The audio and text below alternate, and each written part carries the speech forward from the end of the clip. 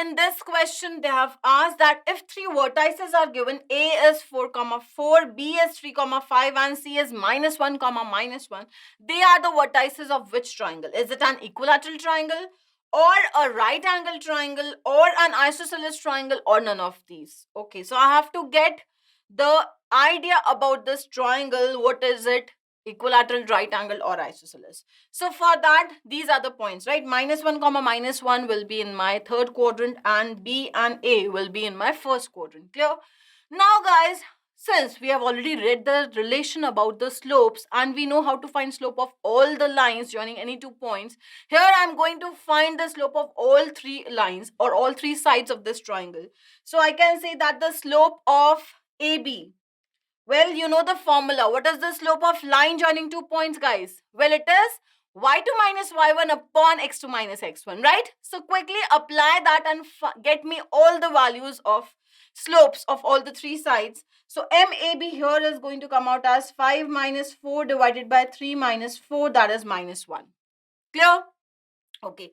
Further, what about my slope of BC? Well, the slope of BC, again will apply the formula y2 minus y1, that will be 5 plus 1 divided by x2 minus x1, that is 3 plus 1. This is 6 by 4, which I can write as 3 by 2 also. Clear? Further, I have one more thing left. What about slope of AC? So when I get the slope of AC, again I have to apply the formula y2 minus y1 upon x2 minus x1, and this is coming out as 1. So now if I actually look at the slopes which I am getting, what is the product of slope of AB and slope of AC? Well, that value is minus 1, isn't it? And if product of slope of 2 sides, or let us say 2 lines, is minus 1, that means the lines are perpendicular. That's correct. So I can say here that since my product of slope of side AB multiplied by slope of side AC is actually equal to minus 1, that means AC and AB are indeed perpendicular, and therefore this will be a right angle triangle. Have you understood, guys? Very well. And if we see the options, we know that B will become the right answer. Clear? Well, in this question, let's see what they have asked. A line is passing through point P having coordinates 2, minus 3, is making an angle of 135 degree in the anti-clockwise direction with x-axis. Further, is intersecting another line having equation x plus 2y minus 3 is equal to 0 at point Q. What they have asked, the length of this segment PQ. Okay, so the figure will look something like this. Let's say this is my x and y axis. Point P, that is 2, minus 3, will be somewhere here in my fourth quadrant, right? Now what they have said, that a line is drawn through this point P making an angle of 135 degree with positive direction of x-axis in the anti-clockwise direction. So the line should go something like this, right? This will be my line, and I know that this angle is 135 degree. That means slope of line is known to me, isn't it? Tan 135 degree, that is minus 1, isn't it? Okay, so this is slope, or theta, let us say, is known to me. And this line L is actually intersecting another line x plus 2y minus 3 is equal to 0. Let us say this is my line which they have given x plus 2y minus 3 is equal to 0 at point Q. And what they have asked finally, the distance between the points P and Q.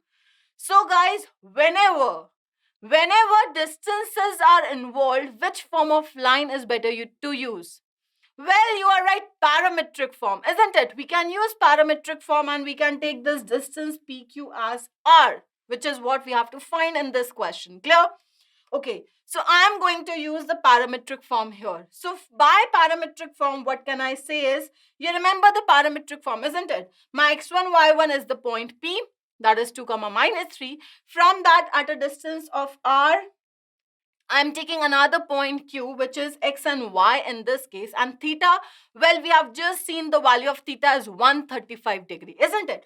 So from here, can I get the value of x? Well, yes, x can be written as x1 plus r cos theta. So quickly, when I substitute all the values of x1 and cos theta here, my x1 is nothing but 2, right? The x coordinate of point P, R is not known to me, so R I'll keep as it is, but cos 135 degree, well, that is known to me. What is cos 135 degree, guys? It's minus 1 by root 2, that's correct. So in place of this, I'm writing minus R by root 2. Clear? This is qx coordinate. Similarly, y coordinate from here can be written as again y1 plus r sine theta, isn't it? So when I substitute again the value of y1 and sine 135 degree, it's going to come out as y1 is minus 3 and sine 135 degree, well, that is 1 by root 2, isn't it? So this is going to become minus 3 plus r by root 2. Now since I have my q coordinates, I have one condition. What that condition is that q is lying on the line x plus 2y minus 3 is equal to 0. So I'm substituting the coordinates of q in this line x plus 2y minus 3 is equal to 0. And let's see what the value of r we get from here. So when I put this, it will become 2 minus r by root 2 plus 2 multiplied by minus 3 plus r by root 2 minus 3 is equal to 0. So this will become 2 minus 6 minus 3 plus r by root 2 is equal to 0. And from here I can say that r by root 2 is equal to 7. That means my distance PQ is directly equal to r, which is equal to 7 root 2. A simple question, and we have used what? We have used the parametric form. So guys, whenever distances are involved, we can use parametric form like this. Have you understood? Very well. And if we see the answer here, we can say that PQ will be equal to 7 root 2. Clear, guys? Perfect. Well, in this question, they have asked find equation of a line L which is perpendicular to the line 6x plus 2y plus 7 is equal to 0. And further it's given that this line L, suppose I take the line as L, this line L divides line segment joining 2 points 5 comma minus 3 and 0 comma 2 in the ratio 7 ratio 4 internally. Okay, so let's quickly first, since it is coordinate geometry, plot the figure. So I'm drawing a rough sketch here. I have, let us say, 2 points here, 5 comma minus 3 and 0 comma 2, right? My line L, let us say I want to find equation of line L in this question is perpendicular to the line 6x plus 2y plus 7 is equal to 0. The line L is going like this. It is perpendicular to the given line. Further, they are also seeing that this line L is dividing line joining the points 5 comma minus 3 and 0 comma 2 internally in 7 ratio 4. What is the equation of line L is the final question. How do I get that? Well, we know to get equation of line, there are only two basic things which are required. One is the point and another is the slope. That's correct. So I need point, I need slope. Slope I can find very easily. Why? Because line L is perpendicular to my given line. Therefore, the product of their slopes is equal to minus 1. That's correct. So slope we can figure out. What about the point? Well, we know that this line is dividing points, let us say A and B. I'm taking the points as in 7 ratio 4. So can I get this point C, guys? Yes, we can by applying internal division section formula, isn't it? Okay, so now we'll get the point C and we know the slope. We can find the equation of line. Clear, guys? Very well. So first thing, I'm taking the point A and B as they are given to me, and this point I'm taking as C through which my line L is going to pass. Now, we know the section formula. What that is? Mx2 plus nx1 divided by m plus n is the x coordinate and the y coordinate is my2 plus ny1 divided by m plus n, isn't it? So let's quickly apply that first. So this is the formula. So when I apply to get my C coordinate, I can say that my x coordinate is going to come out as 7 multiplied by 0 plus 4 multiplied by 5 divided by 7 plus 4, comma, I can say the y coordinate will become 7 into 2 plus 4 multiplied by minus 3 divided by 7 plus 4. And when we solve this, actually it's going to come out as 20 by 11 comma 2 by 11. That means now I have this point coordinate with me, right? The C point coordinate. Okay. Now, how do I get the equation of L? Well, the line which is given is 6x plus 2y plus 7 is equal to 0. The perpendicular line to it is, it can be written like this, 2x minus 6y plus some k is equal to 0. Is this clear? The slope of the given line is minus 3 and we can say slope of the line L is going to come out as 1 by 3. So equation I am writing like this, 2x minus 6y plus k is equal to 0, or you can also say that equation will become x minus 3y plus lambda is equal to 0. This I can write the equation of line L as. To get this constant lambda, we know this line is passing through the point C. That's correct. So guys, quickly substitute the coordinate of the point C and get me the value of lambda. So when I substitute my coordinate of point C, that is 20 by 11 comma 2 by 11, I can say that this is going to become 20 minus 6 whole divided by 11 plus lambda is equal to 0. Lambda value is coming out as minus 14 by 11. And this when I substitute in the equation of L, just written above it, I can say that final answer is going to come out as x minus 3y minus 14 by 11 is equal to 0. Or you can take the LCM here. So it is going to become 11x minus 33y minus 14 is equal to 0. This will be the equation of the required line L. Have you understood, guys? Very well. And if we see the options here, we can say that A will become the right answer. Clear? Perfect. Well, in this question, let's see what they have asked. A variable line is drawn through origin. On this line, they have taken 2 points A and B such that OA is 1 and OB is 2 and both the points are in first quadrant. Further, through these 2 points A and B, they have drawn 2 lines which makes equal angle alpha with the line AB. Finally, what they have asked, locus of point of intersection of these lines. Okay, so a variable line is drawn through origin. Let us say this is my variable line. On this, we have taken 2 points A and B. OA is 1 and OB is 2. That means A is midpoint of O and B. Clear? Now, through these points A and B, they have drawn 2 lines like this, which are inclined at angle alpha with the line L. Let us say this is my variable line passing through 3 points O, A and B. So finally, what is this point P? Point of intersection of these 2 lines. So they have asked what is the locus of point P. So point P can be taken as H comma K. This is the entire figure. Clear till now? Okay, very well. Now let's join O and P here like this. Now what am I going to do is to find my locus of point P H comma K. I'm doing a bit of construction here. Well, I'm taking C as midpoint of AB. So I can say that AB, the entire distance was 1, right? So AC distance will come out as half of it, that is 1 by 2. And OA distance is already given, that is 1. Now, I'm considering 2 triangles here, triangle PAC and triangle PBC. In these 2 triangles, what we have just inferred is that C is the midpoint. That means AC and CB will be same. First thing. Second, PC will be common. And third, angle alpha is common in both. It's equal. So therefore, we can say that these 2 triangles will be congruent. That's correct. So if these 2 triangles are congruent, we know that angle C will be how much? 90 degree. In any one of the triangle, angle C will be 90 degree. So now I am considering my right angle triangle APC. Clear?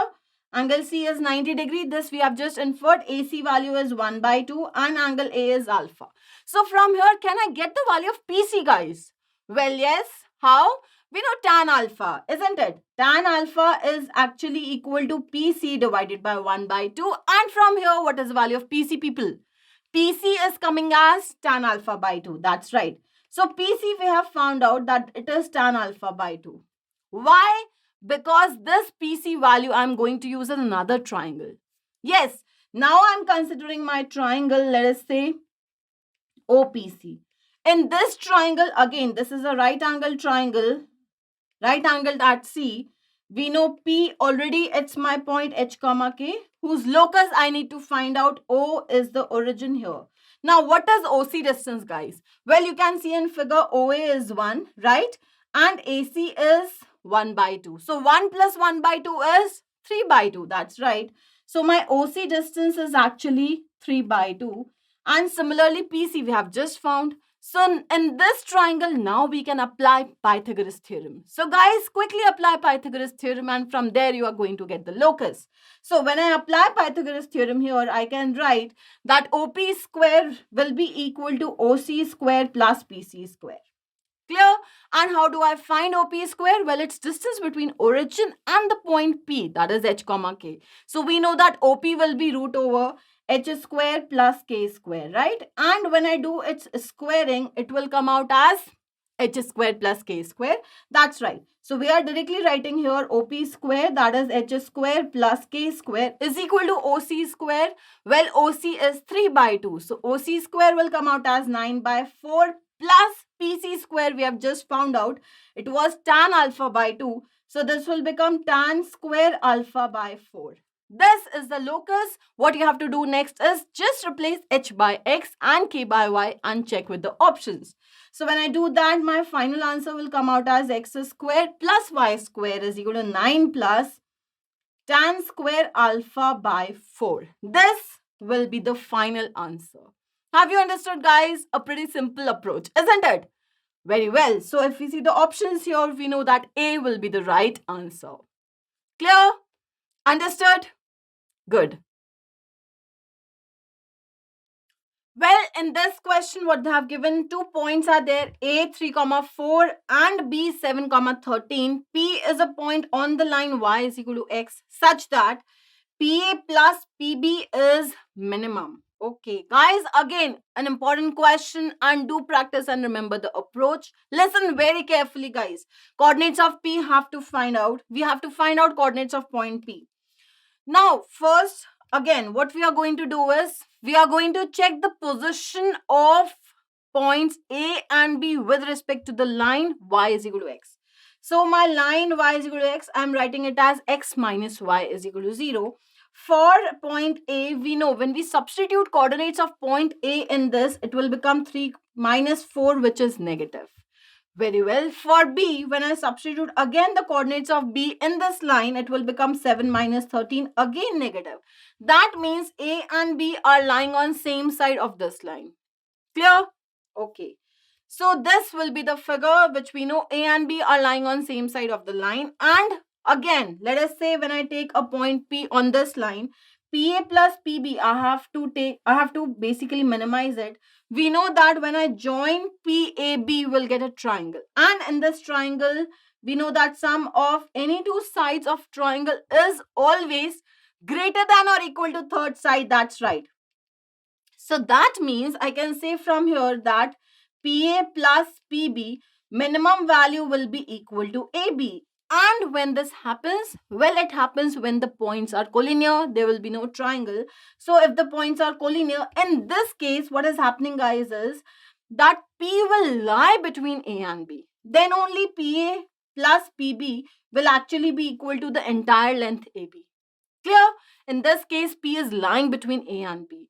Now, what is actually going to happen? When I extend my AB, on the back side, I'm getting P actually outside.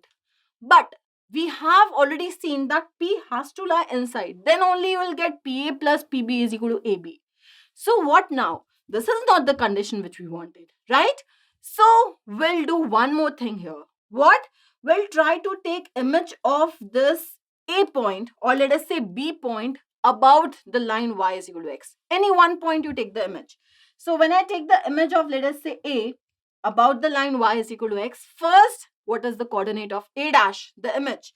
Well, you can directly say x and y coordinates are going to interchange here and it will become 4, 3. So this will be the image. So suppose if my P point is somewhere here, PA and PA dash will be equal, right? Because A dash is the image. So if PA and PA dash is equal, I can now say that now I have to minimize PA dash plus PB instead of PA plus PB, because PA and PA dash are equal, right? So now I have to minimize that. And for that, we have already seen this minimum value will be equal to A dash B when the points are collinear. In this case, P again has to lie between A dash and B. And is that happening? Well, yes, because when I join A dash and B, you will get somewhere this. This will be the line, and P will definitely lie on the line y is equal to x and also between A dash and B. This will be the required position of point P. Have you understood what they have asked and what we have done? P dash, or let us say the P point, is lying between A dash and B in this figure and is also lying on the line y is equal to x. So now what we have to do? Well, we have to just find the equation of A dash B and solve with the line y is equal to x. And how do I get the equation of A dash B? Well, we have to use 2-point form here. Clear till now? Okay, so the figure will somewhat now look like this. This is my A dash 4 comma 3, and now I'm going to find equation of A dash B using the 2-point form, which is y minus y1 is equal to y2 minus y1 upon x2 minus x1 multiplied by x minus x1, right? So guys, quickly get the equation of A dash B and solve with the line y is equal to x to get the required point P. So when I do that, I'll get the equation of A dash B as y minus, I'm taking x1 comma y1 as my point A dash, that is 4 and 3. So it will become y minus 3 is equal to y2 minus y1, that is 13 minus 3 upon x2 minus x1, that is 7 minus 4 multiplied by x minus 4, right? Okay, so when I actually solve this, it will become y minus 3 is equal to 13 minus 3, that is 10 by 3 multiplied by x minus 4. And when I take the LCM, or let us say cross multiply, it will come out as 3y minus 9 is equal to 10x minus 40. And from here I can say that 10x minus 3y is equal to 31. This is the equation of line A dash B, which we have just found. And now we have to solve this with y is equal to x. So how to solve? Just replace x by y or y by x. So I am replacing x by y. So it will become 7y is equal to 31 in this equation. And from here, y value will come out as 31 by 7. And remember, x is also the same because p is lying on the line y is equal to x. So finally, the answer, or let us say the coordinate of point P, will come out as 31 by 7 comma 31 by 7. This will be the final answer of the coordinate of point P. Have you understood, guys? Again, a different kind of approach, right? PA plus PB is minimum when the triangle does not exist, and P definitely will lie between points A and B. Clear? Very well. So if we see the options here, we know that C will become the right answer. Understood? Good.